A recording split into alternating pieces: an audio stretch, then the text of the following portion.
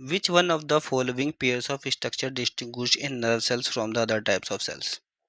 तो बताना है कि कौन सा ऐसा पेयर है, ऑप्शंस में दे रखा है, कौन सा ऐसा पेयर है जो कि अलग करता है नर्व सेल्स को बाकी सेल्स से।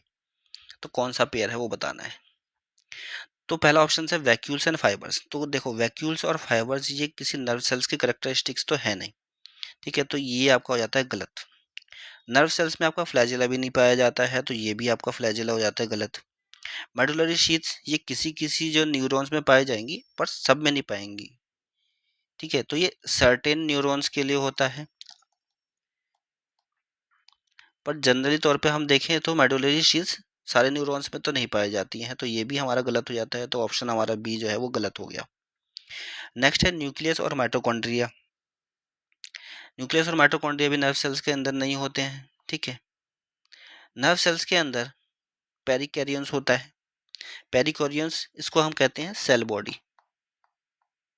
अगर एक न्यूरॉन्स का स्ट्रक्चर बनाया जाए तो कुछ ऐसा बनता है,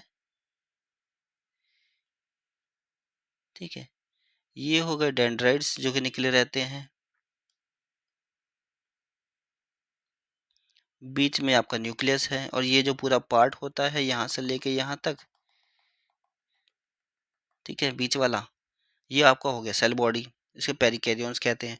और डेंड्राइट्स ये जो ये बाहर की तरफ से निकले रहते हैं, जड़ की तरह की, रूट्स की तरह की चीज़ें जो होती हैं, इनका काम होता है मैसेज कलेक्ट करना दूसरे किसी न्यूरॉन से, ठीक है, तो ये डेंड्राइट्स। तो ये दोनों की जो करेक्टरिस्टिक्स हैं, पेरिकैरियंस यानी कि सेल बॉडी और डेंड्राइट्स ये एक न्यूरॉन सेल नर्व सेल्स के ही पार्ट है। तो डी जो है वो राइट आंसर हो जाता है हमारा इसमें।